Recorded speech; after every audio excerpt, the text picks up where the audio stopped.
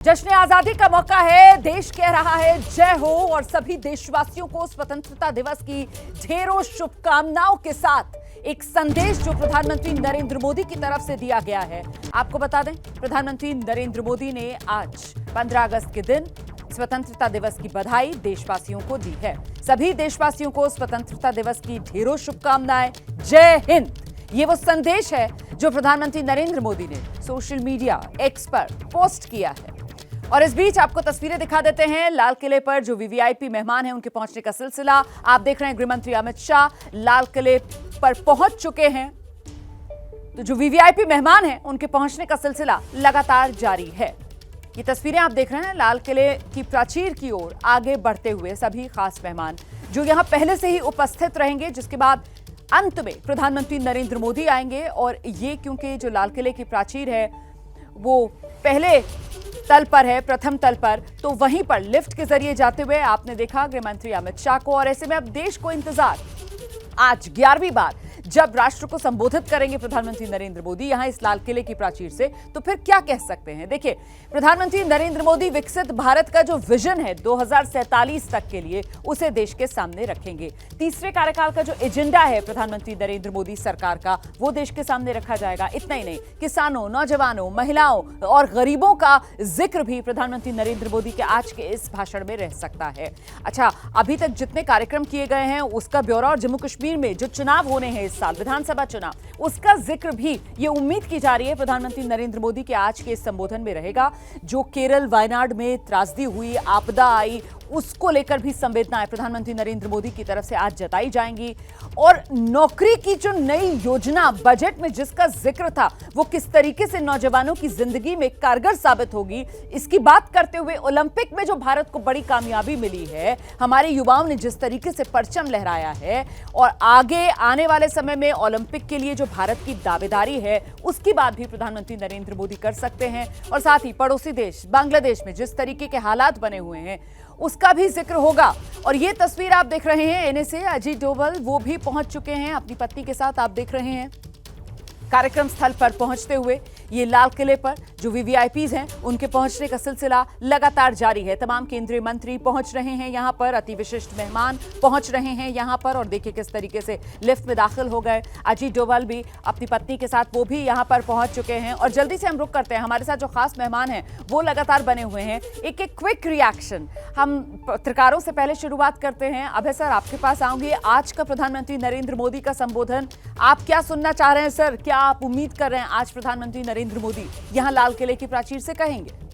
देखिए, पिछले साल नरेंद्र मोदी ने जो संबोधन किया था, अगर हम इस साल की संभावनाओं पर गौर करें तो मैं समझता हूं इस साल का संबोधन और भी ज़्यादा महत्वपूर्ण होगा।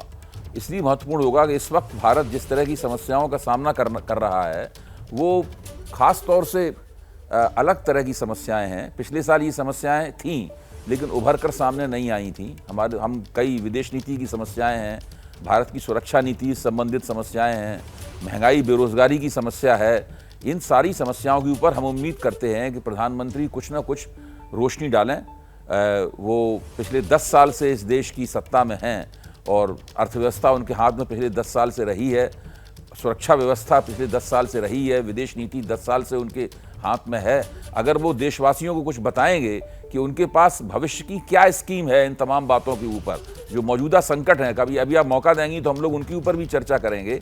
और प्रधानमंत्री जब बोलेंगे तब देखा जाएगा कि वो क्या बोल रहे हैं इन संकटों के बारे में, इन दिक्कतों के बारे में, क्या कहना चाहते हैं। दूसरी बात जी, हर प्रधानमंत्री ऐसे मौके पर जो स्वतंत्रता दिवस का मौका है, इसके मौके पर कोशिश करता है कि देशवासियों को एक खुशनुमा कहानी सुनाए।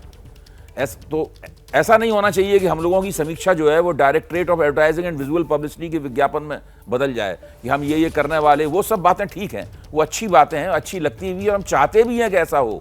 लेकिन दिक्कत यह है कि जो अगर हम मौजूदा संकट से अगर मुंह चुराएंगे और उस संकट को संबोधित नहीं करेंगे, उसके ऊपर ध्यान नहीं देंगे और देशवासियों के सामने उसकी सच्चाई निकाल कर नहीं रखेंगे, तो फिर भविष्य हमारे लिए बहुत मुश्किल तलब हो जाएगा। महत्वपूर्ण बात कह रहे हैं आप जनरल मेस्टन। आपने मेरे से पूछा? जी सर। ओके, और देखिए, सबसे पहले तो मेरे ख्याल लगता है कि भारत के सामने आज की तारीख में चैलेंजेस क्या हैं, वो सबसे बड़ी कंसर्न है देशवासियों के लिए। और इमीडिएट नेबरहुड की जो हमारी चैलेंज है, जो एक इंस्टेबिलिटी हो रही है और भारत एक एंकर के जैसे खड़ा हुआ है, तो एक इंस्टेबिलिटी के बारे में मेरे ख्याल विदाउट नेमिंग किसी कंट्री का शायद वो नाम नहीं लेना चाहेंगे, लेकिन जो हो रहा है वो एक सबसे बड़ी चिंतित की बात है। और साथ ही में उसमें सिक्योरिटी कंसर्न आते हैं। आपने देखा कि जो अभी बांग्लादेश में हुआ है, उसके बाद हमारे सिक्योरिटी कंसर्न नॉर्थ ईस्ट में बढ़ जाएंगे, और साथ जो अभी कश्मीर में फिर बढ़ावा हो रहा है, तो वो सिक्योरिटी कंसर्न्स हैं। और इकोनॉमिक कंसर्न्स की वो बात करेंगे ही, क्योंकि मैं एज अ एनालिस्ट बोलना चाहूँगा, मिलिट्री एनालिस्ट, कि देखिए सबसे ज़रूरी चीज़ है इकोनॉमिक्स या इकोनॉमिक डेवलपमेंट और डिफेंस का ये जो सिक्योरिटी डेवलपमेंट है, ये हैंड इन हैंड है। सिक्योरिटी अच्छी है तो पॉलिटिकल स्टेबिलिटी रहेगी, सब कुछ अच्छा रहेगा, कोई बाहर का देश हस्तक्षेप नहीं कर सकता है। तो शायद उसके ऊपर भी बातचीत होनी चाहिए, क्योंकि वो बहुत ज़रूरी है। और महत्वपूर्ण बात कह रहे हैं सर आप। जल्दी से जरा राकेश शुक्ला जी का भी रुख करेंगे और ये तस्वीरें भी आपको दिखाते चलते हैं। देखिए, केंद्रीय मंत्री नितिन गडकरी वो भी पहुंच गए हैं यहाँ पर। तमाम जो केंद्रीय मंत्री हैं एक एक कर उनके पहुंचने का सिलसिला वो जारी है। एबीपी न्यूज पर तस्वीरें भी हम आपको दिखा रहे हैं। शुक्ला जी, आप क्या उम्मीद कर रहे हैं आज के संबोधन में? देखिए, जो थीम है विकसित भारत की, तो उसके लिए दो चीज़ों पे लगातार काम हो रहा है पिछले 10 साल में देखें तो।